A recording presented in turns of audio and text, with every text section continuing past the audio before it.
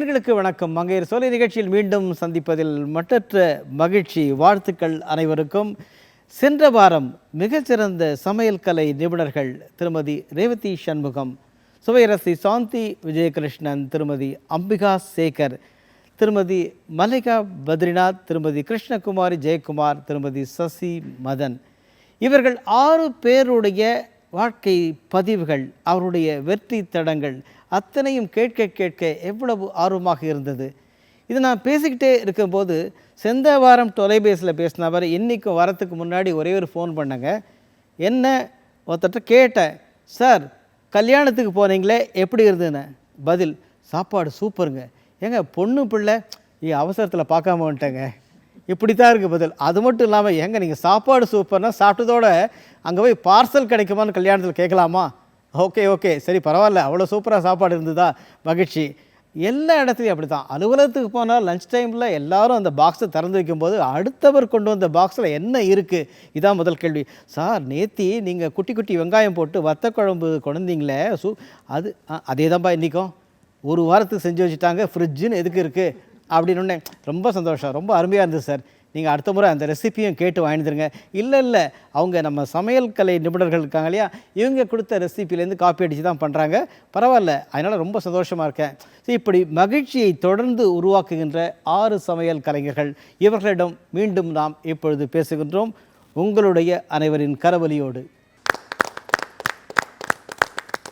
ஒரு 25 வருஷத்துக்கு மேலே சமையல் கலையில் 2500க்கும் அதிகமான நிகழ்ச்சிகள், 3000க்கும் மேற்பட்ட ரெசிபிகள், ஒரு 16 புத்தகங்கள், மின்னுகின்ற பல பதிப்புகள், இப்படி தன்னுடைய லைஃப்பில் ஒரு மங்கையர் சாய்ஸ் 1999, அப்புறம் மங்கையர் உலகம், அப்புறம் இன்றைக்கி மங்கையர் சோலையில், நம்ம தூர்தர்ஷனில் பல நிகழ்ச்சிகளில் மின்னி மகிழ்ந்த திருமதி ரேவதி சண்முகம் மேடம், வணக்கம். வணக்கம். இந்த ஃபீல்டில் நீங்கள் எப்படி வந்தீங்கன்னு ஒரு கேள்வி கேட்குறதுக்கு முன்னாடி, இந்த நேரத்தில் நான் உலகமே பாராட்டி மகிழ்ந்து தொடர்ந்து பாராட்டி அவருடைய பாடல்களை கேட்டால் தாங்க என் லைஃபே வாழ்க்கையில் அப்படின்ற அளவுக்கு திரு கவியரசர் கண்ணதாசன் அவர்களை வணங்கி அவர்களுடைய மகளான உங்ககிட்ட கேட்குறேன், எப்படி இந்த துறைக்கு வந்தீங்க?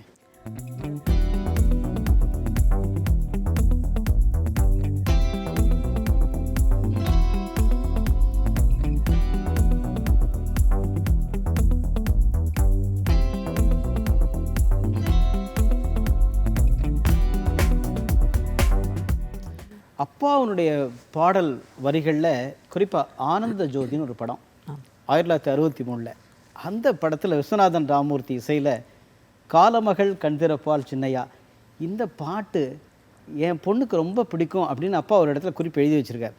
அநேகமாக அந்த பொண்ணு நீங்கள் தான் இருக்குன்னு நினைக்கிறேன். நான் சொல்கிறது கரெக்டாக தெரிஞ்சுக்கணும். நல்ல நிகழ்ச்சியில் கண்ணு கலங்கக்கூடாது. ஆனால் அப்பா ரொம்ப கஷ்டங்களில் சில நேரங்களில் இந்த பாடல் ஏனோ ஒலிபரப்பாயிருக்கு, எனக்கே தெரியல. ராத்திரி 1 மணி 1:30 மணிக்கு தூக்கம் வராமல் எழுந்து உட்கார்ந்துருக்கும்போது இந்த பாடல் யாரோ ஒருத்தர் போட்டு காதில் விழுந்த போது, இந்த கஷ்டம்லாம் சின்ன சின்ன கஷ்டங்கள்லாம் இதெல்லாம் நீ தாண்டி வந்துடுவே அப்படின்னு அப்பாவே சொன்ன பதிலாக இருந்தது. ஒரு 2-3 முறை இது நிகழ்ந்திருக்கு. ஸோ அப்பா எங்கள் கூடவே எப்பவும் இருக்காங்க. கண்டிப்பாக. இந்த வேகமான உலகத்தில் என்ன நான் அடுப்படியில் போய் அதை ஆராய்ச்சி பண்ணி என்ன 2 தக்காளி 2 வெங்காயத்தில் இத்தனை பண்ண முடியுமா?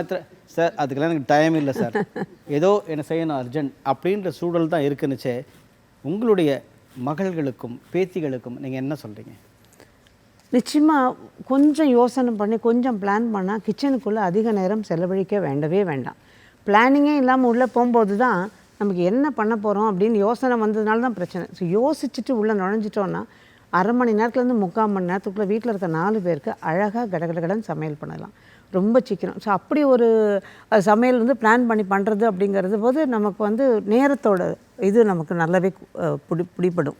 ஸோ டைம் கன்சியூமிங் இருக்காது, டக்குன்னு பண்ணிடலாம், வாய்க்கு ருசியாகவும் பண்ணலாம், இதமாகவும் பண்ணலாம். அதுதான் நான் என்னோடது பிளானிங். அதுதான் உள்ளே நுழையும் போதே ஒரு புளியை ஊற வச்சிடணும், பருப்பை ஊற வச்சிடணும், டக்குன்னு பண்ணும்போது இதெல்லாம் தான் நேரம் ஆகும். வேகிறதுக்கான நேரம் நமக்கு ரொம்ப ரொம்ப கம்மி. அந்த மாதிரி நேரங்களில் ஒரு சேலஞ்சு, ஒரு ரெசிபி உங்களுக்கு கண்டிப்பாக பிடிச்சதாக இருக்கும், அதை உங்களால் வேகமாக சொல்ல முடியுமா?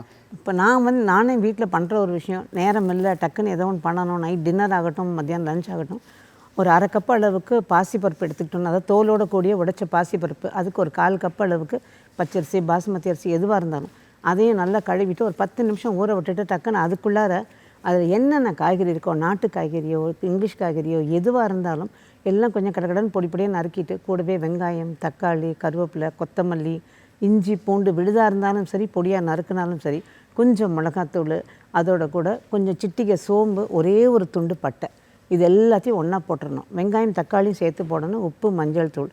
இந்த 3/4 கப்புக்கு கிட்டத்தட்ட ஒரு 3 கப் அளவுக்கு தண்ணியும் கொஞ்சம் உப்பையும் போட்டு குக்கரில் ப்ரெஷர் குக் பண்ணிட்டோன்னா ஒரு 2-3 விசில் விட்டுட்டு தீ குறைச்சிட்டு 3 நிமிஷத்தில் ஸ்விட்ச் ஆஃப் பண்ணிடணும்.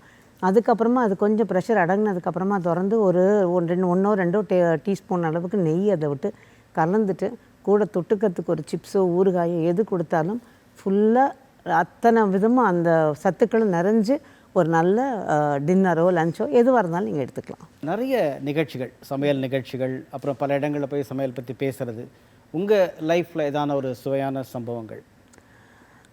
நிகழ்ச்சியை பற்றி பேசுனது அப்படிங்கிறத விட சொல்லி கொடுத்தது தான். சொல்லி கொடுத்து எதாக இருந்தாலும் சரி. ஓகே, நான் சொல்லி கொடுத்த ஒரு விஷயம்தான் இன்னுமே எனக்கு ஒரு மனசில் ஒரு திருப்தியும் ஒரு சந்தோஷத்தையும் ஏற்படுத்தியிருக்கு. நிறைய குழந்தைங்களுக்கு நான் வந்து அது பிகினர்ஸாக வர நிறைய குழந்தைங்களுக்கு, அதுக்கப்புறம் வீட்டு தலைவர்களுக்கு எல்லாருக்கும் சொல்லி கொடுத்துருக்கோம். இருந்தாலும் 2 டவுன் சிண்ட்ரோம் குழந்தைங்க 2 பேர் வந்தாங்க எங்கிட்ட. ஒன்று ஆர்த்தி, ஒன்று தீபான்னு. ஒரு குழந்தையும் தனிப்பட்ட முறையில் தான் சொல்லிக் கொடுத்தேன். 1 to 1 அந்த குழந்தைங்களுக்காக மட்டும்தான் எடுத்தேன். ஒரு வருஷம், ஒரு குழந்தைக்கு 1 வருஷம், அது வாரத்தில் 2 நாளோ 3 நாளோ அந்த குழந்தைங்களோட மூடை பொறுத்து வந்து உட்காந்து சமையல் சொல்லி கொடுத்துருவேன். அதாவது ஒரு டிஷ் தான். இன்றைக்கி உருளைக்கிழங்கு வறுவல்னால் அந்த உருளைக்கிழங்கு வறுவல் தான்.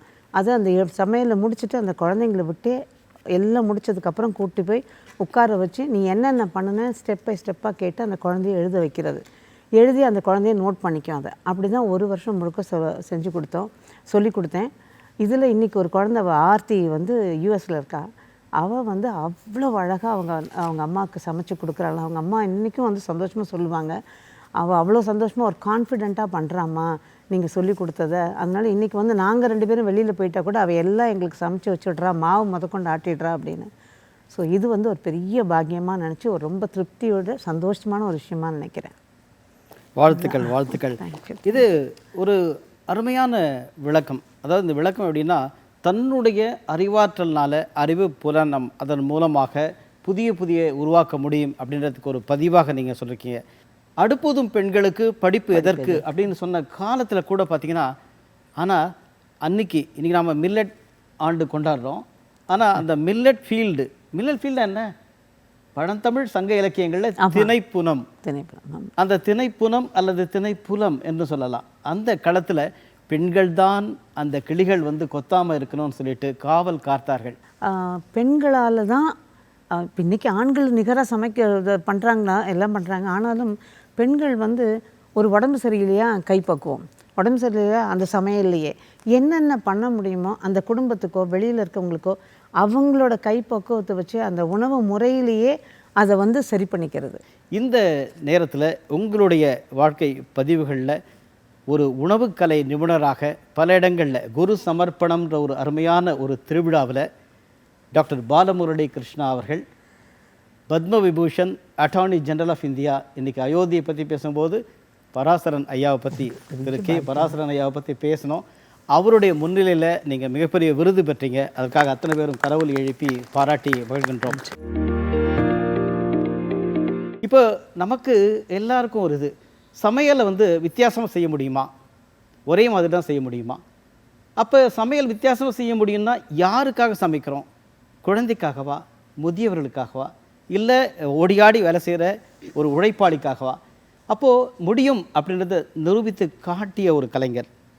மிகப்பெரிய நிறுவனம் இந்த ஆனந்த விகடன் குரூப்பில் வந்து சுவையரசி என்ற ஒரு பட்டம் கொடுத்துருக்காங்க. அது மட்டும் இல்லை, அந்த நாள் சமையல், அசத்தல் சமையல், ஆரோக்கிய சமையல், குழந்தைகளுக்கான சமையல், சுற்றுலா சமையல் சொல்லிட்டு விதவிதமான சமையல்கள் செய்ததோட ஒரு தனியார் தொலைக்காட்சியினுடைய கிச்சன் கில்லாடிகள் என்ற ஒரு நிகழ்ச்சியில் முதல் ஃபைனலிஸ்டாக ஜெயிச்சு 2 மாநில அரசுகளின் பாராட்டு பெற்ற சுவையரசி சாந்தி விஜயகிருஷ்ணன், உங்களே வணங்குகிறோம். உங்களை பற்றி சொல்லுங்கம்மா.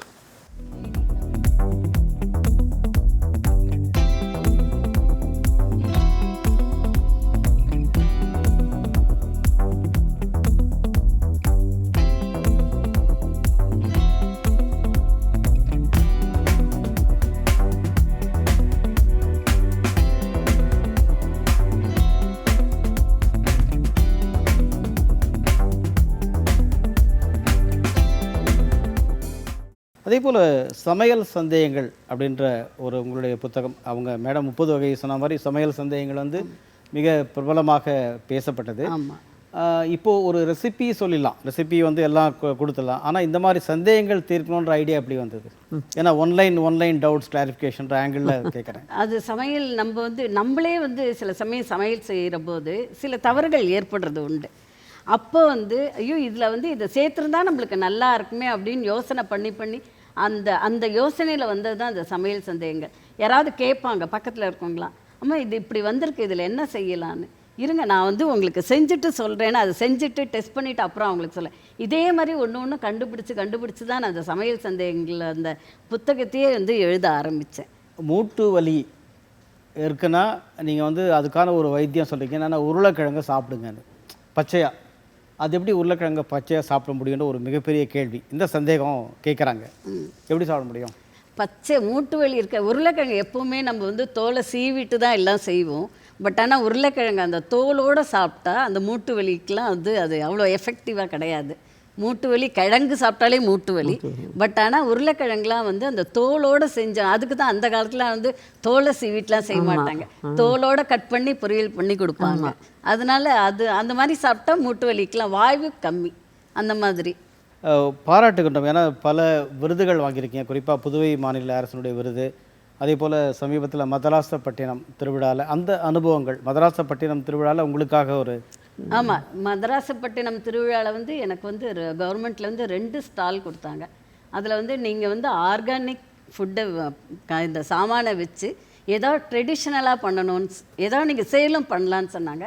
நான் வந்து ட்ரெடிஷ்னலாக வந்து புருளங்காய் உருண்டை, வேர்க்கடலை உருண்டை, அதிரசம், இது மாதிரி ஒரு 5 ஐட்டம் பண்ணி வந்து சேலுக்கு வச்சுருந்தேன். அப்போ வந்து முன்னாள் முதலமைச்சர் வந்து அவங்க வந்தாங்க, ஸ்டாலுக்கு வந்த உடனே நான் வந்து ஐயா எடுத்துக்கோங்க அப்படின்னேன். ஐயா எடுத்துட்டு சரி சாப்பிட்டு பார்க்குறேன் நான் அப்படின்னு சொல்லிட்டு டப்பாவை பிரித்து சாப்பிட்டாங்க. அதிரசம் சாப்பிட்டுட்டு எங்கள் அம்மா செய்கிற மாதிரியே இருக்குமா இந்த அதிரசம் அப்படின்னு சொன்னாங்க. சொல்லிவிட்டு நான் வந்து அதுக்கு வந்து விலை வந்து 200 ரூபாய் நிர்ணயம் பண்ணியிருந்தேன். உடனே அவங்க வந்து பணத்தை எடுத்து இது என்ன விலைமா அப்படின்னு கேட்டாங்க.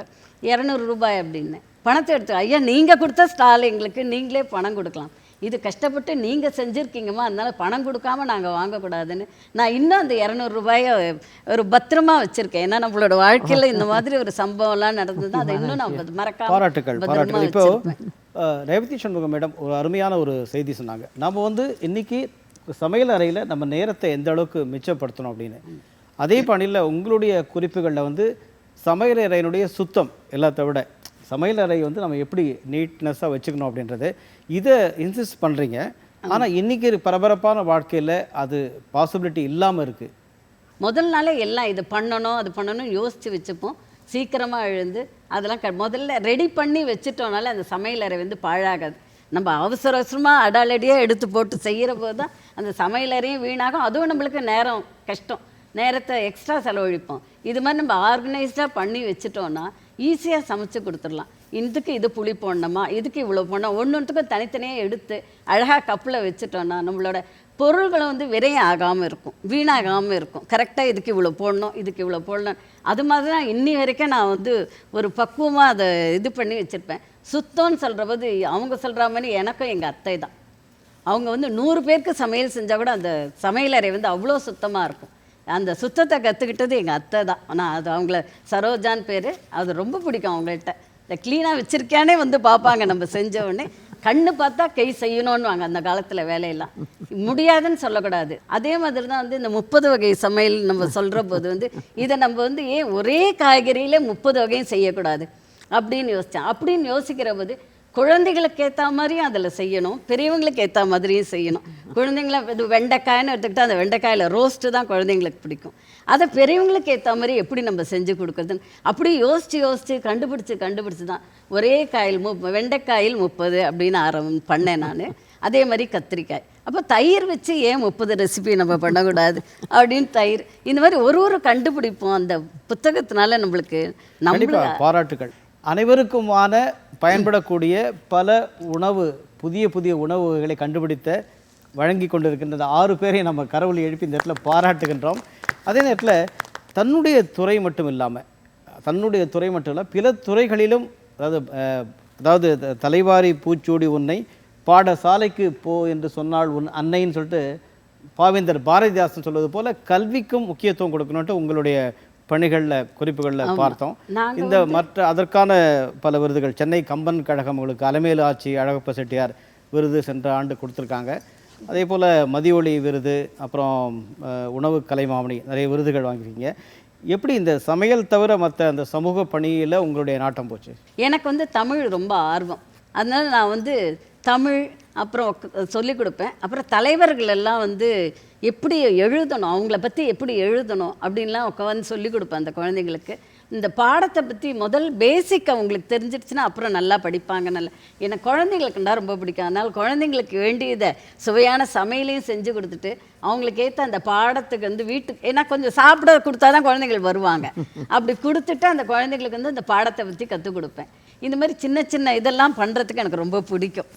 மாதர் பெண்கள் வந்து குறிப்பாக கிராமங்களில் இருக்கிற மகளிருக்கு நம்ம வந்து அவர்களுக்கான வாழ்வாதாரத்தை உருவாக்க வேண்டும், அவர்களை வெளிக்கொணர வேண்டும் என்ற ஒரு உத்வேகத்தோடு நீங்கள் அந்த பணி செய்கிறத பார்க்கின்ற போது இது வந்து இன்றைக்கி இருக்கிற புதுமை பெண்கள் எவ்வளோ நாள் தான் நம்ம சொல்லுவோம், பெண்கள் அத்தனை பேரும் புதுமை பெண்கள் தான் எல்லா காலத்திலும்.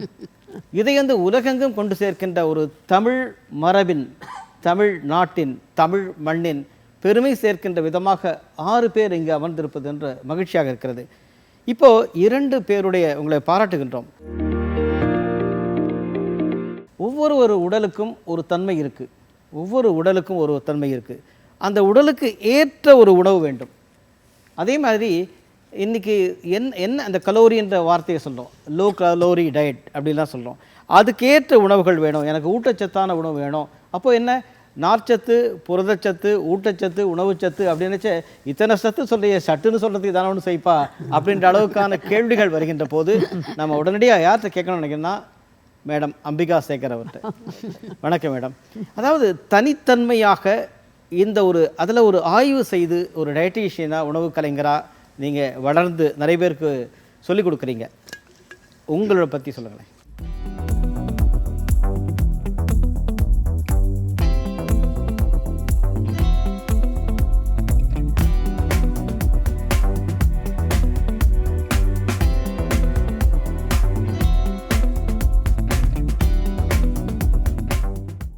சைக்காலஜி ஓரியன்டாக உள்ளுணர்வு பூர்வமாகவும் நிறைய படைப்புகள் படைச்சிருக்கீங்க.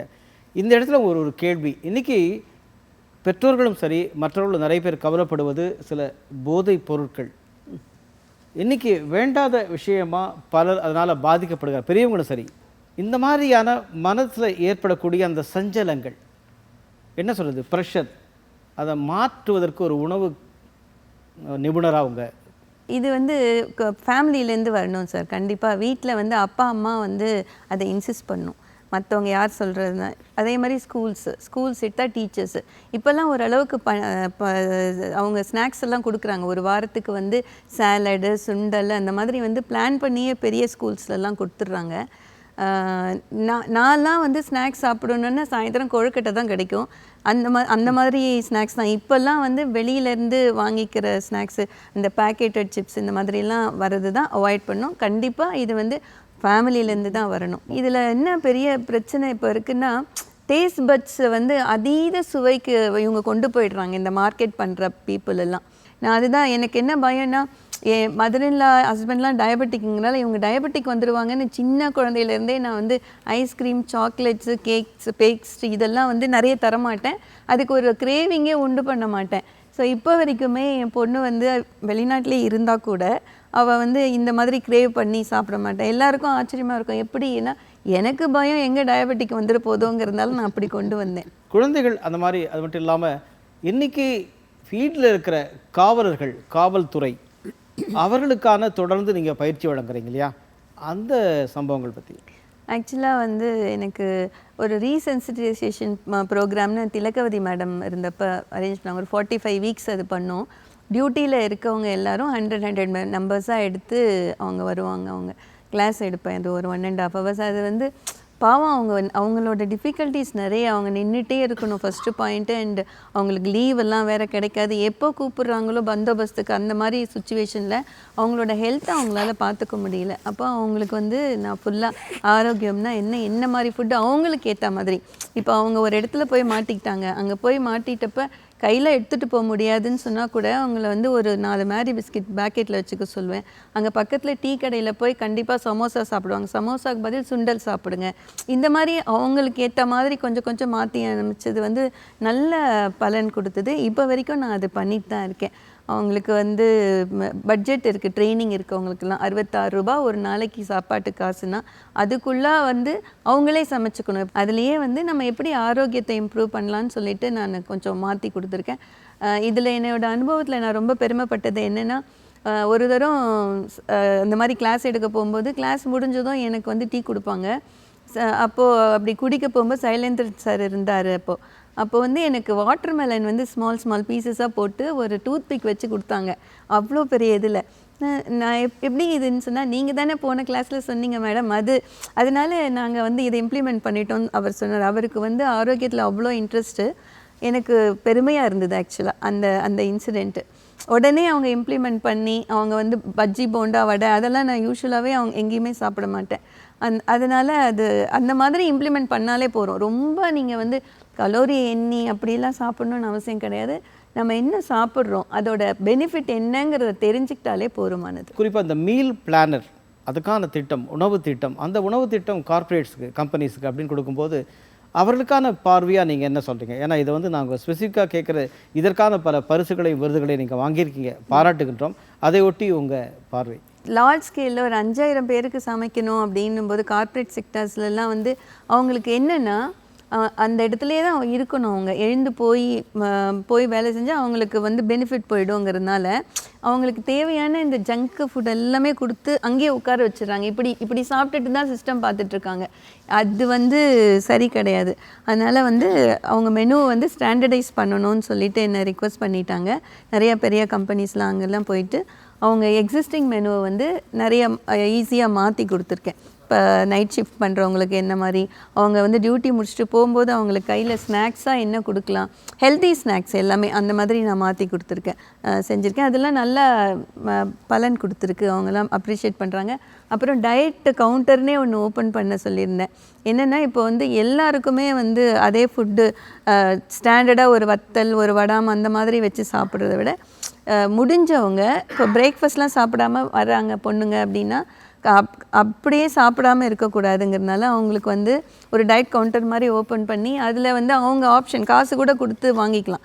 அந்த மாதிரி ஒரு ஃப்ரூட் ஜூஸ், வெஜிடபிள் ஜூஸஸ், அது மாதிரி சாண்ட்விச்சஸ்ஸு அப்படியெல்லாம் இன்ட்ரடியூஸ் பண்ணியிருக்கேன். அதெல்லாம் கொஞ்சம் நல்ல பலன் கொடுத்துருக்கு. வாழ்த்துக்கள்.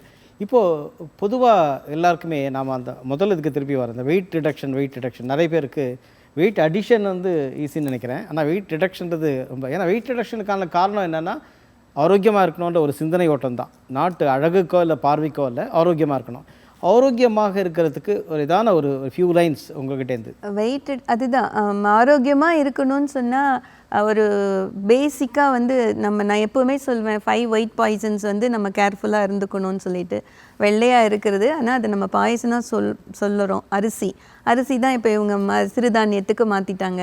அதுக்கப்புறம் வந்து நெய், வெண்ணெய், பால், அது மாதிரி சுகரு, இந்த மாதிரி 5 ஒயிட் பாய்சன்ஸ். ஒயிட்டாக இருக்கிறது உப்பு, முக்கியமாக உப்பு கூட உணவில் அதிகமாக எடுத்துக்கக்கூடாது. ஸோ இதெல்லாம் வந்து நம்ம வந்து கம்மி பண்ணணும். அடுத்தது 5W பிளான்ஸ்ன்னு நான் சொல்லுவேன். அதாவது வாட் யூ ஈட், நீங்கள் என்ன சாப்பிட்றீங்கிறது வந்து நமக்கு முதல்ல தெரியணும். சாப்பிட்ற சாப்பாடு சத்தானதாக இருக்கணும். ரெண்டாவது வந்து ஒய் யூ ஈட், பசிச்சா மட்டும்தான் சாப்பிடணும், கிடைக்கிறதேன்னு சாப்பிடக்கூடாது. அதுக்கப்புறம் வந்து வென் யூ ஈட், அந்த டைம் ரொம்ப முக்கியம். அந்த இடைவெளிகள் வந்து பார்த்து கொடுக்கணும். அதுக்கப்புறம் வேர் யூ ஈட், அதுவும் ரொம்ப முக்கியம். நம்ம அவுட் சைட் ஃபுட்டு நிறைய சாப்பிடக்கூடாது. கட்டாயமாக அவுட் சைட் ஃபுட்டு வந்து நம்ம ஆரோக்கியத்தை பேஸ் பண்ண மாட்டாங்க. நான் எப்போவுமே சொல்லுவேன், நம்ம வீட்டில் ஒரு ரசம் சாதம் செஞ்சு கொடுத்தா கூட அதில் அன்பு பாசம் சேர்த்து செஞ்சு கொடுப்பாங்க. நம்ம முடிஞ்ச வரைக்கும் வீட்டு சாப்பாடு சாப்பிட்றது நல்லது. நான் வீட்டில் செய்யணும்னு கூட வாங்கி வர பொருட்கள்லேயே, ஏன்னா நான் இது வந்து நம்ம தெரிந்து கொள்ள வேண்டியதுக்காக சொல்கிறேன். இன்றைக்கி நாம் வந்து கோழி வாங்க போகிறோம். அப்போ பொதுவாக பார்த்திங்கன்னா பிராய்லர் கோழி அல்லது வந்து கிரிராஜான ஒரு கோழி வகை, நாட்டுக்கோழி 3 இருக்குது. இப்போது அவங்க நிறைய வந்து உற்பத்தி செய்வது அப்படின்னா பிராய்லர் கிரிராஜானா அது வந்து ஒரு வருஷத்துக்கு 220 முட்டை போடும். அதே நாட்டுக்கோழின்னு பார்த்தீங்கன்னா ஒரு 160 முட்டைகள் தான் போடும். அப்போ இதை வந்து நம்ம பப்ளிக்கில் அவேர்னஸ் க்ரியேட் பண்ணுறோம். என்னென்னா இந்த கோழியை நீங்கள் வாங்கிட்டு வந்து ட்ரெஸ் பண்ணுறீங்க, அந்த கோழியை நீங்கள் வாங்கும்போது பார்த்து வாங்குங்க. அந்த மாதிரி இந்த பிராய்லரோ கிரிராஜானோ அந்த அந்த அலகு வந்து மழுங்கி போயிருக்கும். அதே நாட்டுக்கோழிக்கு அலகு வந்து கூர்ப்பாக இருக்கும். இந்த மாதிரி வித்தியாசங்களை கற்றுக் கொடுத்து அவங்க வாங்கிட்டு வாங்கன்னா அதுக்கு நேரம் இல்லை. அப்போ நேரம் இல்லைன்ற ஒரு சூழலில் அவைலபிள் தி பெஸ்ட் அப்படி தானே போகிறாங்க. அப்படின்னுச்சு உங்களுடைய இந்த டிப்ஸ் வந்து எந்த அளவுக்கு பீப்புள் எடுத்துக்கிறாங்க? இல்லை, ஆக்சுவலாக தேர்ந்தெடுக்கிறது, உணவு தேர்ந்தெடுக்கிறதுன்னு ஒரு நாங்கள் சொல்லுவோம். எந்த உணவை எப்படி தேர்ந்தெடுக்கணும், ஒரு காய்னா எப்படி வாங்கணும், பழம்னா எப்படி வாங்கணும், அந்த மாதிரி. இப்போது அவாய்ட் பண்ண முடியாது, நம்ம பிராய்லர் சிக்கன் தான் சாப்பிட முடியும், என்ன புரதச்சத்து அதில் அதிகமாக இருக்குது அப்படின்னு சொல்லும்போது நம்ம வந்து அதை வந்து குவான்டிட்டி கம்மி பண்ணிக்கலாம். அதுதான் நம்மளால் முடிஞ்ச பண்ண முடியும். அதிகமாக சாப்பிடாம குறைச்சி சாப்பிட்டா நல்லது தான். கண்டிப்பாக அது பார்த்து வாங்க வேண்டியது நம்முடைய கடமை. மிக சிறப்பாக இன்றைக்கி நீங்கள் ஒரு ஆரோக்கியமாக இருக்கணும்னா இதாங்க அப்படின்ற ஒரு பாதையை உருவாக்கி கொடுத்தப்ப 3 பேருடைய பதிவை நமக்கு மிக பெரும் மகிழ்ச்சியையும் ஆர்வத்தையும் மேலும் இந்த நிகழ்ச்சியில் தூண்டுகிறது. நம்ம மகிழ்ச்சி விட, இங்கே இருக்கிற மகிழ்ச்சியை விட நேயர்கள் வந்து இன்னும் பரபரப்பாக இருக்காங்க. ஏன்னா சார் 1988லேருந்து எங்கள் ஒவ்வொரு வீட்லேயும் ஒருத்தர் இருக்காங்க சார்.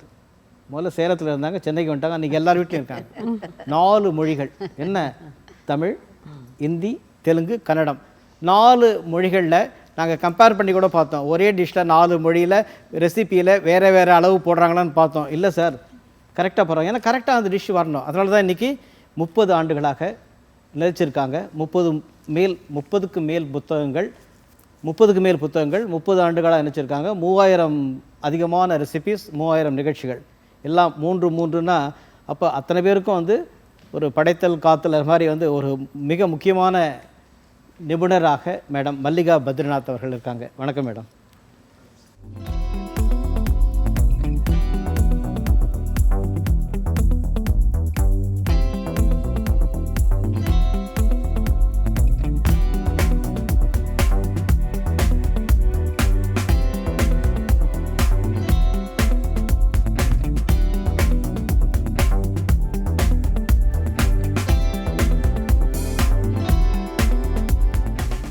பல இடங்களில் நீங்கள் பாராட்டப்பட்டிருக்கீங்க. உங்களுடைய விருது பட்டியல் நிறைய இருக்குது. அப்படி உங்களுக்கு மறக்க முடியாத ஒரு நிகழ்ச்சி நிறைய இருக்குது சார். அதாவது கணவரை பற்றி இப்படி சொல்கிறேன்னு நினைக்காதீங்க. அவர் தான் எனக்கு ஃபுல். அதாவது ஒருவருக்கு பின்னால் அப்படின்னு சொல்லுவாங்க, நான் அப்படி கிடையாது. எனக்கு அருகே இருக்கிறது, எனக்கு ஃபுல் சப்போர்ட் கொடுக்குறது என்னோடய கணவர் தான். அந்த பாராட்டுக்கள் அப்படின்னு சொல்லிட்டு பார்க்குறப்ப வெளியில் போகிறப்ப நிறைய இடத்துல நிறைய பாராட்டுக்கள் கிடைக்கும். அது ரொம்ப சந்தோஷமாக இருக்கும். பார்த்திங்கன்னா சீர்தட்டிலேயே வைக்கிறதுக்கு வந்து கேட்பாங்க. அந்த சமையல் கலைஞர்கள் சங்கத்தில் இருந்தே வந்து, அம்மா நாங்கள் வந்து இந்த மாதிரி சமையலுக்கான கான்ட்ராக்ட் மாதிரி கொடுக்குறப்பே உங்கள் புத்தகம் ஒரு செட்டு வேணும்னு கேட்குறாங்கம்மா சீர்தட்டில் வைக்கிறதுக்கு அப்படின்னு சொல்லிட்டு வந்து வாங்கிட்டு போவாங்க.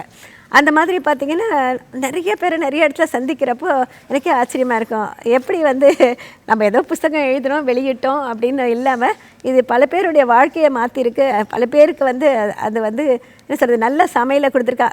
அம்மாக்கள் வந்து சொல்லுவாங்க, மேடம் நான் வந்து எவ்வளோ சொன்னாலும் சமையலே கற்றுக்கல, உங்கள் புத்தகம் இருக்குது போகிறோன்னு சொல்லிட்டு என் பொண்ணு வாங்கிட்டு போயிட்டா. ஆனால் அங்கே போயிட்டு அவங்க வந்து சமைச்சு பாராட்டு வாங்கினா அப்படின்னாக்கா அந்த பாராட்டு உங்களை தான் சேரும், நீங்கள் தான் எல்லாருக்கும் அம்மா மாதிரி அப்படி மாதிரி சொல்லுவாங்க சார். அந்த பாராட்டு தான் எனக்கு வந்து ரொம்ப சந்தோஷத்தை கொடுக்கும். அது மட்டும் இல்லை, என்னுடைய புஸ்தகங்கள்னால வாழ்வாதாரம் பெற்றவர்கள் நிறைய பேர் இருக்காங்க. மகிழ்ச்சி. நீங்கள் இன்னொரு முக்கியமான செய்தி, 6 பேருடைய பதிவுகளை நான் பார்த்தது பொதுவானது, நாங்கள் வெறும் ரெசிபி மட்டும் எழுதலைங்க. இந்த ரெசிப்பியை வந்து அவங்க படிக்கிறாங்க. இந்த சமையல் அந்த நிபுணத்துவத்தோடு நாங்கள் எழுதுறதை மற்றவங்க படித்து அது மூலமாக அவங்க க்ரியேட் பண்ணுறாங்க. அவங்களும் புதுசாக க்ரியேட் பண்ணுறாங்க. இந்த அறிவாற்றலை அவர்கள் பெற்றுக்கொள்வதற்கான ஒரு வழிவகையை நாங்கள் உருவாக்குறோம் அப்படின்றது பெரிய மகிழ்ச்சி. இப்போ நிறைய இடங்களில் கல்லூரிகளில் போய் பேசுகிறீங்க, பல இடங்களில் இதான மறக்க முடியாத சம்பவங்கள் நிறைய இருக்குது. பள்ளிக்கூடம் மட்டும் இல்லை, பள்ளிகளில் கூட கூப்பிடுவாங்க. ரொம்ப இன்ட்ரெஸ்டிங்காக பேசுவாங்க. இந்த சின்ன பசங்க எல்லாம் வந்து சும்மா ஒரு சின்ன விஷயம் ஷேர் பண்ணிக்கிறேன். அந்த ஏரேட்டட் ட்ரிங்க்ஸ் எல்லாம் குடிக்காதீங்க, அதில் கார்பன் டை ஆக்சைடு அதிகமாக இருக்குது, உங்களுக்கு வந்து இன்னும் கொஞ்சம் டாக்ஸின்ஸ் அதிகமாகும், அது மாதிரி குடிக்க வேண்டாம் அப்படின்னு சும்மா அந்த சின்ன குழந்தைங்களுக்காக ஒரு அட்வைஸ் மாதிரி கொடுத்தா, ஒரு பையன் ஏஞ்சி கேட்குறான் சார், 4ஆம் கிளாஸ் தான் படிக்கிறான். நான் அதை வந்து ஓப்பன் பண்ணி வெளியில் வச்சுட்டு அந்த கார்பன் டை ஆக்சைடு வெளியில் போனதுக்கப்புறம் குடிக்கிறேன், அதில் உங்களுக்கு என்ன கஷ்டம் அப்படின்னு சொல்லிட்டு கேட்குறாரு. அந்த மாதிரி பல கல்லூரிகளில் வந்து பெண்களுக்கு வந்து பேசுறதுக்கு கூப்பிடுவாங்க சார். இப்போ பார்த்தீங்கன்னா அவங்களுக்கு வந்து அனிமியா ரொம்ப காமனாக இருக்குது, பிசிஓடி, பிசிஓஎஸ் அந்த மாதிரி வந்து நிறைய வந்து ரீசன்ஸ் இருக்குது. அவங்களுடைய அந்த ஃபாஸ்ட் ஃபுட் கல்ச்சரு, நேரத்துக்கு சாப்பிடாது, நேரத்துக்கு தூங்காது, அந்த மாதிரி எல்லாம். ஏன்னா இன்றைக்கி வரைக்கும் வந்து நாங்கள்லாம் பார்த்திங்கன்னா ஹெல்த்தியாக இருக்கோம். எங்களுக்காக வந்து டயபெட்டிஸோ இல்லை ஹார்ட் ப்ராப்ளம் எந்த ப்ராப்ளமும் கிடையாது. அதுக்கு உணவும் ஒரு காரணம். அந்த ஒரு அவேர்னஸ் கொடுக்குற மாதிரி பேசுகிறப்ப அதை பார்க்குறவங்கள வந்து அட்லீஸ்ட் ஒரு சிலராவது மைண்டில் நினச்சிட்டு ஃப்யூச்சரில் வந்து நினச்சாங்கன்னாக்க போகிறோம். நான் வந்து சொல்கிறப்ப சொல்வேன், பாருங்கள், நீங்கள் மாறினாதான் உங்களுடைய குழந்தைங்க வந்து நல்லா இருப்பாங்க, நீங்கள் நல்லா இருந்தால் உங்கள் குழந்தைங்களா இருப்பாங்க. அதுக்கு அடுத்த தலைமுறையை பற்றி யோசிங்க. நீங்கள் உங்களை மட்டும் ஆரோக்கியம் மட்டும் பார்க்காதீங்க, உங்களுக்கு அடுத்த தலைமுறை, அதுக்கு அடுத்த தலைமுறை ஆரோக்கியமாக இருக்கணும்னாக்க அது உங்கள் கையில் இருக்குது. அந்த ஒரு நினைவை மட்டும் நீங்கள் எடுத்துகிட்டு போங்க அப்படிங்கிற விஷயம் தான் நான் எப்பவும் பேசுவேன் சார். வாழ்த்துக்கள். அது மட்டும் இல்லாமல் ஒரு இன்னைக்கு இருக்கிற சூழலில் நம்ம வந்து இந்தியாவில் தயாரிப்போம், இது வந்து உலகெங்கும் பேசப்படுகிறது. இந்தியாவில் அந்த அளவுக்கு இந்தியாவில் தயாரிப்போம் என்று மிக உன்னதமாக அனைவருக்கும் மக்களுக்கும் வந்து அப்படிப்பட்ட ஒரு ஆற்றலை உருவாக்குகிறார்கள். இதற்கு நிறைய பேர் முன்னுதாரணம். நீங்கள் ஒரு உதாரணம். எப்படின்னா, என்னால் வந்து ஒரு சுய தொழில் முனைவோராக மின்ன முடியும் அப்படின்றதுல உங்களுடைய ஹோம் ப்ராடக்ட்ஸ், அதுக்காக நீங்கள் வந்து அதில் ஊன்றி கவனம் செலுத்தி இன்றைக்கி உலகளவில் வந்து ஒரு பெண் சுய தொழில் முனைவோராக வெற்றி பெற முடியும்னு நிரூபித்து காண்பித்திருக்கிறீர்கள். வாழ்த்துக்கள். இன்றைக்கி கிராமங்களில் இருக்கிற பல பிள்ளைகள், சார் நான் வந்து இன்ஜினியரிங் முடிச்சிட்டேன், அப்புறம் இந்த டிகிரி முடிச்சிட்டேன், அந்த டிகிரி முடிச்சிட்டேன், ஆனால் எனக்கு வேலை கிடைக்கல. ஆனால் அதே கிராமங்களில் இன்றைக்கி கிராமத்தில் சேர்ந்த மரபு வழியான உணவு வகைகள், பல பழைய உணவு வகைகளை திறமையாக செய்யக்கூடிய பல பாட்டிகள் இருக்காங்க, அம்மாக்கள் இருக்காங்க, பெண்கள் கற்றுக்கொள்கிறார்கள். ஏன் அந்த பெண்கள் முன்னுக்கு வந்து இன்றைக்கி எங்களால் ஒரு சுய தொழில் முனைவோராக வர முடியும் அப்படின்ற ஒரு நம்பிக்கையை ஏற்படுத்தும் விதமாக நீங்கள் என்ன சொல்கிறீங்க? இந்த மாதிரி ஒரு மசாலா பவுடர் கம்பெனி ஆரம்பிக்கணும் அப்படிங்கிற ஒரு தாட் வந்து என் கணவருக்கு தான் முதல்ல வந்தது. ஏன்னா நிறைய கம்பெனிஸ் வந்து அப்ரோச் பண்ணுவாங்க, அவங்களுக்காக வந்து நிறைய டெவலப் பண்ணி கொடுக்க சொல்லுவாங்க. அவங்க முக்கியமாக அந்த பில்ஸ்பெரி இந்த மாதிரி பெரிய பெரிய கம்பெனிகள் வருவாங்க, அவங்களுக்காக நிறைய ப்ராடக்ட்ஸ் டெவலப் பண்ணி கொடுக்க சொல்லுவாங்க. அந்த மாதிரி சரின்னு சொல்லிட்டு நான் எக்ஸ்பெரிமெண்ட் பண்ணி அவங்களுக்கு கொடுத்து ஃபார்முலாஸ் எல்லாம் கொடுப்பேன். அப்படி இருக்கிறப்ப அவர் திடீர்னு தோணுச்சு, அவரை வந்து கேட்டார், ஏன் நம்மளே ஒரு மசாலா பவுடர் கம்பெனி ஆரம்பிக்கக்கூடாது அப்படின்னு சொல்லிட்டு. நான் சொன்னேன், தாராளமாக ஆரம்பிக்கலாம், ஆனால் நான் வந்து அந்த ரெசிபியை வந்து ஃபார்முலேட் பண்ணிவிட்டு அதை வந்து பெர்ஃபெக்ட் பண்ணி அந்த எப்படி ஸ்டாஃபுக்கு சொல்லி கொடுத்து நான் போயிட்டு வரேன். ஆனால் வந்து நான் வந்து சேல்ஸ்லேயும் சரி, இந்த மாதிரி ப்ராடக்ட் வாங்குறதுலேயும் சரி நான் இருக்க மாட்டேன், அது மட்டும் உங்களுடைய வேலை அப்படின்னு சொல்லிட்டேன் சார். என்னுடைய இதை வந்து பார்த்திங்கன்னா க்ரியேஷன் மட்டும்தான், அந்த பிஸ்னஸ் சைட் பூரா அவர் தான் பார்த்தார், புக்ஸ்லேயும் சரி இதுலேயும் சரி. அதனால தான் என்னால் வந்து இந்த அளவுக்கு பண்ண முடிஞ்சது. ஆனால் உங்கள் லைஃப்பில் உங்கள் பதிவுகளை நான் பார்த்தப்போ இந்த தனக்கானது, தன்னை உழைப்பு, தான் வந்து சிறப்பாக செய்யணும், தன்னுடைய குடும்பம் சிறப்பாக செய்யணுன்றது தாண்டி அடுத்த ஒரு ஸ்டெப்பில் போய் உட்காந்துருக்கீங்க. அது என்ன அப்படின்னா, அதுதான் இந்த போயஸ் கார்டன் சிவிக் எக்ஸ்னோரா. அதாவது பொது சேவை செய்யணும், மக்களுக்கு தான் பயன்பட வேண்டும், தன்னுடைய குடும்பம் மக்களுக்கு பயன்பட வேண்டும் அப்படின்ற முறையில் ஒரு சிவிக் எக்ஸ்னோரா அமைப்பு, அதோட எக்ஸ்னோரா அமைப்போடு இணைந்து எம்பி நிர்மல் ஐயா அவர்களை இந்த நேரத்தில் அனைவரும் கரவொலி எழுப்பி பாராட்டுகின்றோம். அதாவது மிகச்சிறந்த பணிகளை இன்று உலகெங்கும் பாராட்டும் விதமாக அவர் செய்கின்றார். மங்கையர் சோலை அவரை பாராட்டி மொழிகின்றது. இந்த சூழலில் உங்கள் பணி போயஸ் கார்டன் அந்த மிக முக்கியமான பிராந்தியத்தில் சிறப்பாக செயல்படுறீங்க இல்லையா, அந்த ஆர்வம், அந்த பணிகள் எப்படி போயிட்டுருக்கு சார்? அதுக்கு காரணம் வந்து என்னுடைய தோழி அந்த ஏரியாவிலே ஒரு 4 வீடு தள்ளி இருந்தாங்க. அவங்க வந்து சன்பீம்ஸ்னு ஒரு குழந்தைங்களுக்காக அவங்களுக்கு நிறைய அவேர்னஸ் சொல்கிற மாதிரி பாட்டுகள், ஈவன் ஜனகணமனை கூட மீனிங் சொல்லி தருவான். அந்த பொண்ணு திடீர்னு அவங்கக்கிட்ட இருக்கிற அந்த சில்ட்ரன் பசங்களை அவங்கக்கிட்ட படிச்சுட்டு இருந்தாங்க. அவங்களுக்கு வச்சுக்கிட்டு ரோடெல்லாம் ஒரு நாள் க்ளீன் பண்ண ஆரம்பித்தாங்க. அதில் வந்து பார்த்திங்கன்னா இந்த இடத்துல குப்பை இருக்குது, அவ்வளோ இருக்குது அப்படின்னு சொல்லிட்டு, அந்த வகையில் வந்து நாங்கள் எல்லாம் கூட சேர்ந்தோம். வந்து எங்ககிட்ட எல்லாம் பேசினாங்க, நம்ம ஏரியாவை நம்ம க்ளீனாக வச்சுக்கலாம் சொல்லிட்டு. அப்புறம் தான் நிர்மல் சாரை கூப்பிட்டுட்டு அந்த எக்ஸ்னோரான்னு சொல்லிட்டு ஆரம்பித்தோம். அதில் பார்த்திங்கன்னா நான் வந்து எனக்கு அக்கௌண்ட்ஸ் பற்றி ஒன்றும் தெரியாது, டெபிட்னா தெரியாது, கிரெடிட்னா எனக்கு தெரியாது. ஆனால் என்ன ஃபஸ்ட்டு ட்ரெஷரராக போட்டாங்க.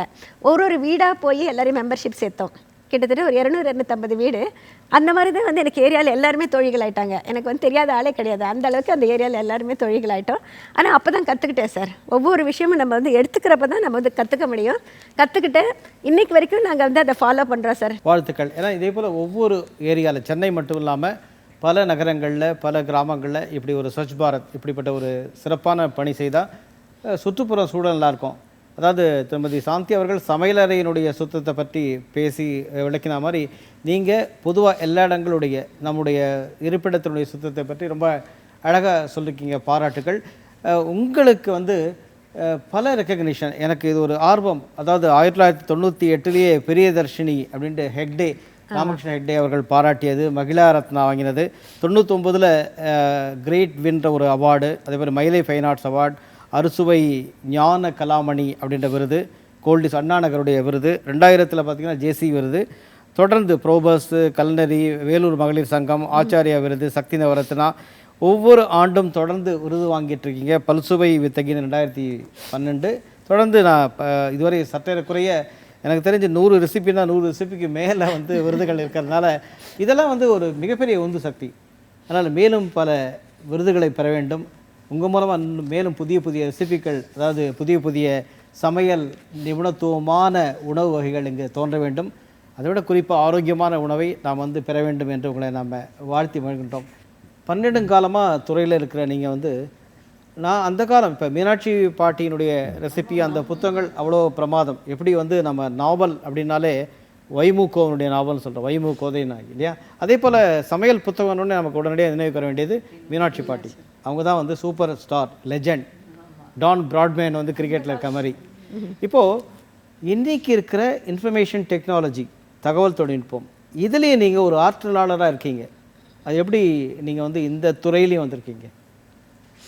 அதாவது புஸ்தகம் வாங்குறது ஒரு நிலை இருந்தது. இப்போ வந்து பார்த்திங்கன்னா புஸ்தகம் வாங்குறது ரொம்ப குறைஞ்சிடுச்சு. ஏன்னா டெக்னாலஜி அதிகமானது பிறகு நிறைய பேர் வந்து புத்தகம் வாங்கி வாசிக்கிறதுக்கு எங்களை மாதிரி 80s 90s கிட்ஸ் தான் வந்து அதுக்கு வந்து ரொம்ப இம்பார்ட்டன்ஸ் கொடுக்குறாங்க. நாங்கள் கிட்ஸ்ன்னு தான் சொல்லுவோம், ஓகேங்களா?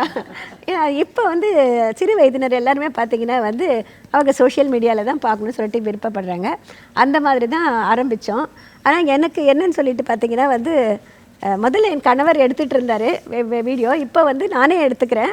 நானே வீடியோ எடுத்து நானே ஷூட் பண்ணி நானே எடிட் பண்ணி நானே போடுறேன். அந்த அளவுக்கு வந்து எனக்கு தெரியாத விஷயங்களை வந்து தெரிஞ்சுக்கிட்டு நான் பண்ணிகிட்ருக்கேன். கண்டிப்பாக என்றைக்குமே இப்படிப்பட்ட ஒரு நுட்பங்கள், சமையல் நுட்பங்களுக்கு வயசாகாது இல்லைங்களா? ஆமாம். அதாவது மனிதர்கள் மாறிக்கொண்டே இருக்கலாம், அது பிறப்பு இறப்பு என்பதற்காக மனிதர்கள் மாறிக்கொண்டே இருப்பாங்க, ஆனால் நுட்பங்களுக்கு மாற்றம் இல்லை. தோடர்கள் இருக்காங்க நீலகிரியில். இந்த தோடர்கள் அவங்க என்ன உணவு செய்கிறாங்க அப்படின்னு அவங்க இடத்துக்கு போய் பார்த்து அதை குறிப்பெடுத்துக்கிட்டு, இதை இன்னும் நீங்கள் சிறப்பாக செய்யலாம், என்னுடைய குறிப்பு இது அப்படின்ட்டு அதையும் கொடுத்து, இப்படி பல நிலைகளில் தொடர்ந்து தன்னால் சாதிக்க முடியும் அப்படின்ட்டு தான் மிகச்சிறப்பாக கிருஷ்ணகுமாரி ஜெயக்குமார் அவர்கள் தன்னுடைய வாழ்க்கை பதிவில் வெற்றி பெற்றிருக்காங்க. வாழ்த்துக்கள் மேடம்.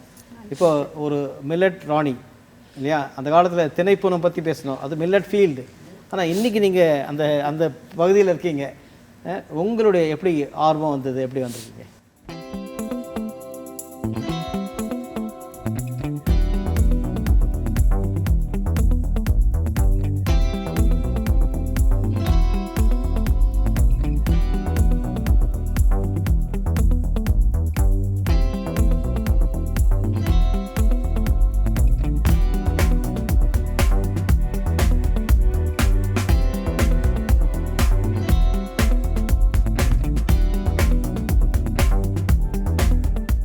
பாரம்பரிய அரிசியில் பல்சுவை உணவுகள் உங்கள் ரொம்ப ஃபேமஸான ஒரு புத்தகம். இப்போது அந்த பாரம்பரிய அரிசியை மீண்டும் கொண்டு வரணும், மரபு சார்ந்த விஷயங்கள் நிறைய வரணும் அப்படின்ட்டு நிறைய ரெசிபி க்ரியேட் பண்ணிங்க. ஒவ்வொன்றும் ரிசர்ச் பண்ணி பண்ணிருக்கீங்களா? அது கண்டிப்பாக சார். ஏன்னா அந்த சிறுதானியங்களே வந்து எப்படி சமைக்கணும், அதை என்ன பண்ணணும் அப்படின்றதே யாருக்குமே தெரியல. ஸோ நம்ம அதில் நிறைய ட்ரையல் அண்ட் எரர் நிறைய சொதப்பியிருக்கேன். ஆனால் நிறைய ரெசிபீஸ் வந்து குறிப்பாக வந்து எல்லாரும் சொன்ன மாதிரி இந்த காலத்தில் இருக்கிறவங்க அந்த குழந்தைங்களாகட்டும் அந்த யங்ஸ்டர்ஸை சாப்பிட வைக்கணுன்றதான் என்னோட மெயின் எய்மாக இருந்தது. அதுக்காகவே வந்து அவங்க சாப்பிட்ற மாதிரியான ரெசிபீஸாக கொஞ்சம் டெவலப் பண்ணேன். அது தவிர வந்து ஈஸியாக செய்யணும். ஏன்னா இந்த சிறுதானியங்கள் பாரம்பரிய அரிசிகள்லாம் வந்து பார்த்திங்கன்னா சமைக்கிறதுக்கு கொஞ்சம் டைம் எடுக்கும். ஸோ இப்போ எல்லாரும் பரபரப்பாக இருக்கிற காலகட்டத்தில் நம்ம ஈஸியாக எப்படி சமைக்கிறது என்ன பண்ணுறதுன்னும் போது நம்மளுடைய பாரம்பரியமும் மாறக்கூடாது, அந்த சுவையும் மாறக்கூடாது, எளிதாக செய்யக்கூடிய உணவு வகைகளாக இருக்கணுன்றதுக்காக அந்த மாதிரி ரெசிபீஸாக தான் நிறைய பண்ணினேன். ஸோ அப்படி பண்ணிகிட்டே வரும்போதும் நம்ம தூர்தர்ஷனில் தான் வந்து முதல்ல 2010 செம்மொழி மாநாட்டை விட வந்து எனக்கு வந்து அப்போ சித்ரா மேடம் இருந்தாங்க. அவங்க தான் வந்து இந்த தமிழ் மாநாட்டுக்கு நம்ம தமிழ் சார்ந்த மரபு சார்ந்த ஒரு நிகழ்ச்சி பண்ணணும், நீங்கள் பண்ணுறீங்களான்னு கேட்டாங்க. முதல் வாய்ப்பு வந்து அப்படி தான் கிடச்சி. ஸோ அன்னைக்கு வந்து சிறுதானியங்களை பற்றி முதல்ல தொலைக்காட்சி நிகழ்ச்சியில் ரெசிபி கொடுத்தது நம்ம தூர்தர்ஷன் தான்.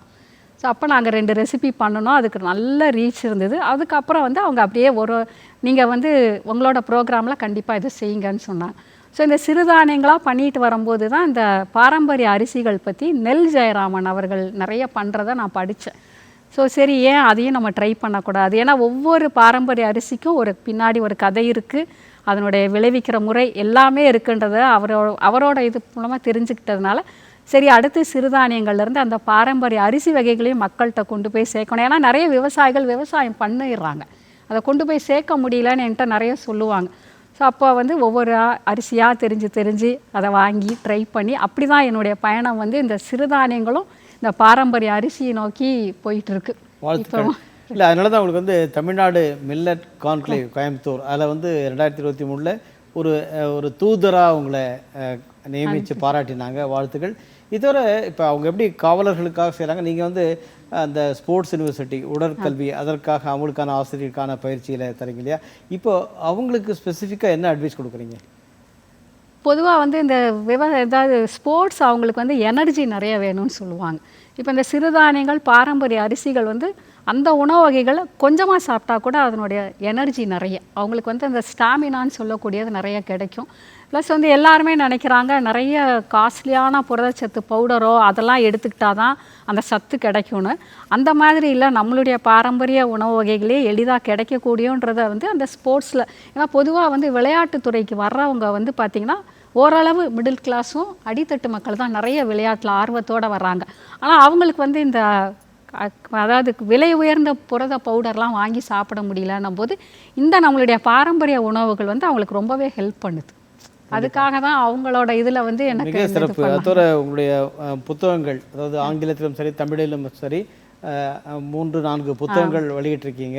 இன்றைக்கி பரபரப்பாக பேசப்படுகிறது. இன்றைக்கி அதாவது எப்படின்னா நமக்கு என்ன கிடைக்குது அப்படின்றத விட நாம் மறந்ததை அதை மேல் உருவாக்கம் செய்து அதை மக்களுக்கு வழங்க வேண்டும். அதுதான் அந்த பழங்கால உணவுப் பொருட்கள். அந்த பழங்கால உணவுப் பொருட்கள், பழங்கால ரெசிபி புக்ஸ் எல்லாம் இருக்கும், அவன் ஃபிசிக்கலாக புக்ஸும் இருக்கும். அது வந்து தகவல் தொழில்நுட்பம் மாதிரி மேடம் மல்லிகா பத்ரிநாத் வழங்கிய அந்த இதுலேயும் இருக்கும், அதாவது கம்ப்யூட்டர்ஸ்லேயும் இருக்கும். ஆனால் அந்த புத்தகங்கள் இருப்பது என்பது ஒரு வகை, ஆனால் அந்த பொருட்களை மீட்டு நாம் அதை பயன்படுத்த வேண்டும். அதுதான் இன்றைக்கி தேவைன்ற அளவுக்கு உங்களுடைய குறிப்புகள் இருக்குது. இப்போது பொதுவாக இன்றைக்கி பல இடங்களில் ஆனால் அதை ஏற்றுக்கொள்வதில்லை. ஏன்னா எங்களுக்கு வந்து இந்த அரிசியை வேக வைக்கிறதுக்கு ரொம்ப நேரம் ஆகுது, நாங்கள் பரம்பரையாக இப்போ இதான் சாப்பிட்றோம் அப்படின்ற அந்த வார்த்தை யூஸ் பண்ணி இப்போ சாப்பிட்றதே பரம்பரையை மாற்றிடுறாங்க. அவர்களுக்கு உங்களுடைய அட்வைஸ் என்ன? ஏன்னா கிராமங்களிலும் மறந்து விட்டார்கள். இன்றைக்கி வந்து வேகமாக கிடைக்கிற அந்த பிஸ்ஸா பர்கர் அது இது அந்த மாதிரியான உணவுப் பொருட்கள் நம்ம சொல்கிறோம் இல்லைங்களா, துரித உணவு இப்படி தான் நான் போனோம் அப்படின்னு நினச்சி இதுதான் அப்படின்ற மாதிரி நாவினுடைய சுவையை நாம் மாற்ற முடியும் என்பது போல் ஏன் நான் சுவை இப்படி மாறிடுச்சுங்க இதான் எனக்கு அப்படின்றவங்களுக்கு உங்கள் அட்வைஸ் என்ன? இன்றைக்கி வந்து நாவின் சுவையை விட ஆரோக்கியத்துக்கு ரொம்ப முக்கியத்துவம் தர வேண்டியிருக்கு நம்ம. ஏன்னா இன்றைக்கி வந்து நம்ம சுற்றி ஒரு 10 பேரில் பார்த்திங்கன்னா 8 பேராவது முதல்ல சொல்கிறது வந்து நீரிழிவு, அடுத்தது பிபி ரத்த கொதிப்பு. அது இல்லாதவங்களே ரொம்ப கம்மின்ற அளவுக்கு இன்றைக்கி ஆயிடுச்சு. அவங்களுக்கு வந்து இந்த உணவு வகைகள், அதாவது இந்த சிறுதானியம் பாரம்பரிய அரிசி உணவு வகைகள் வந்து ரொம்பவே ஹெல்ப் பண்ணுது. ஏன்னா உணவே மருந்து தான் நம்மளோட கான்செப்ட்டு. ஸோ இந்த உணவுகளே எடுக்கும்போது இது வந்து கண்டிப்பாக குறைக்க முடியுது. என்னோட கணவரோட நீரிழிவு நோயை வந்து நான் இந்த சிறுதானிய உணவுகளை அதை வச்சு தான் கண்ட்ரோலே பண்ணினேன். அப்படி ஆரம்பித்தது தான் என்னோடய பயணம். யாருமே அதை வந்து முதல்ல நான் சொல்லும் போது இதெல்லாம் கிடைக்க மாட்டேங்குது, நீ என்ன இப்படி சொல்கிற அப்படின்னு. ஆனால் இது என்னோடய பர்சனல் எக்ஸ்பீரியன்ஸு. நான் வந்து அவங்களோடதை வந்து நல்லா கண்ட்ரோல் பண்ணினேன். இன்றைக்கி வந்து 10-12 வருஷம் ஆயிடுச்சு அவங்களுக்கு கண்ட்ரோல் ஆகி. இன்றைக்கும் அவங்கள HbA1c வந்து பிலோ 6 தான் இருக்குது. மெயின் காரணம் வந்து இந்த சிறுதானியமும் பாரம்பரிய அரிசி உணவு வகைகள் சாப்பிட்றது தான். இதில் வந்து வெறும் டேஸ்ட்லெஸ்ஸாக சமைக்க முடியுன்றதை நான் ஒத்துக்கவே மாட்டேன். நிறைய சமையல் ஜாம்பவான்கள் நிறைய சொல்லி இதில் வந்து ஐஸ்கிரீம்லேருந்து குல்ஃபியிலேருந்து பிஸ்ஸா வரைக்கும் எல்லாமே செய்ய முடியும். நானே செஞ்சு காட்டியிருக்கேன். நம்மளுடைய தொலைக்காட்சி நிகழ்ச்சியிலே நானே செஞ்சு காட்டுறேன். சூப்பர். வாழ்த்துக்கள். அந்த காலத்தில் வந்து இந்த பெண்கள் வந்து எதுக்காக அவங்க 1-2 கற்றுக்கணும் அப்படின்றதுக்கு ஒரு குறிப்பு ஒன்று கொடுத்துருக்காங்க. என்னென்னா, தோசை கணக்கிற்கு கரிக்கோடு போடுவதற்கு சுவர் உண்டு, அதை செய்வதற்கு ஒரு பெண் உண்டு, அவ்வளோதான்.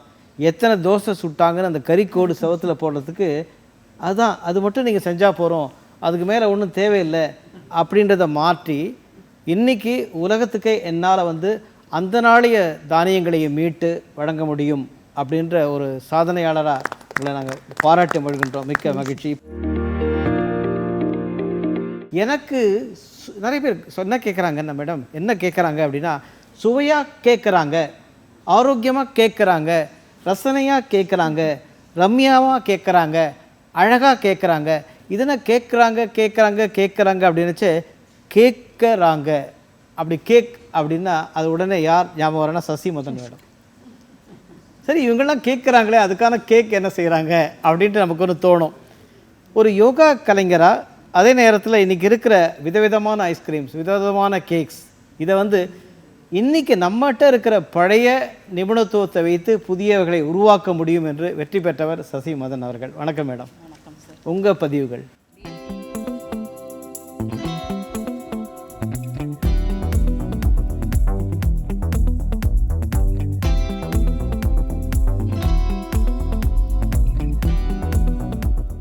இவங்க எல்லாமே சுத்தம் பற்றி, சுற்றுப்புற சூழல் சுத்தம் பற்றி, சமையலறை சுத்தம் பற்றி, அது ஆரோக்கியமான உணவு வகைகள் இதெல்லாம் அழகாக சொன்னாங்க. ஆனால் நீங்கள் இவங்களை விட இன்னும் வேறு ஒரு விதத்தில் தனித்துவமாக மனவளக்கலை, வேதாத்ரி மகரிஷி அவர்கள் சொன்னதை மனவளக்கலையில் ஒரு முதுநிலை பட்டம் வாங்கி அதில் நிறைய பேருக்கான ஒரு ஊக்கப்படுத்தி செய்கிறீங்க இல்லையா, அதை பற்றி அந்த அனுபவங்கள்.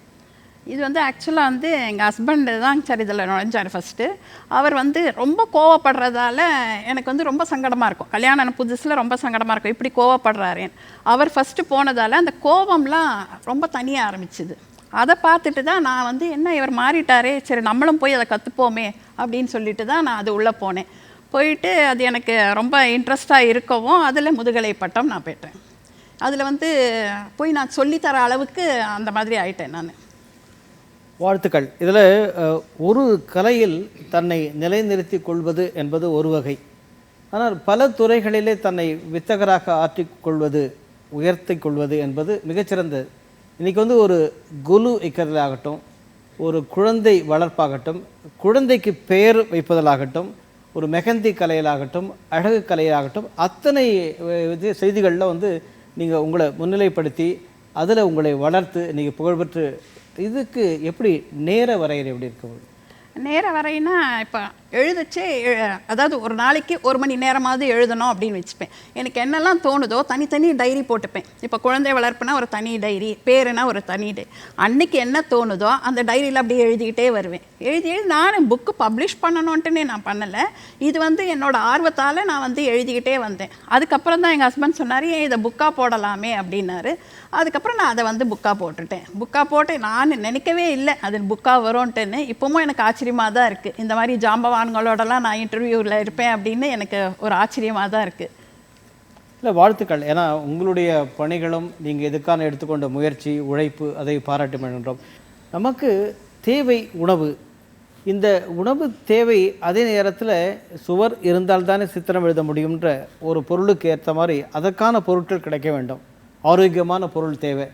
அதை எப்படி சுவையாக செய்ய முடியும், சரியாக செய்ய முடியும், நேரத்தோடு செய்ய முடியும், பயனுள்ளதாக செய்ய முடியும், பணத்தை மிச்சப்படுத்தியும் செய்ய முடியும் அப்படின்றதுக்கான மிகச்சிறந்த நுட்பங்களை பல ஆண்டுகளாக, சற்றேறக்குரிய ஒரு சிலர் 10 ஆண்டு, 15, 20, 25, 30 ஆண்டுகளாக தொடர்ந்து வழங்கி வருகிறீர்கள் என்றால் பாராட்டுகள். ஏன்னா நம்ம தமிழர்கள் மரபு ரீதியாக பன்னெடுங்காலத்திலிருந்து ஆரோக்கியமாக வாழ்ந்தார்கள். அன்றைக்கி ஒரு 25-30 மைல் வந்து ஒரு 20 கிலோ 30 கிலோ அரிசியை வந்து தோளில் தூக்கி கொண்டு நடக்க முடியும்.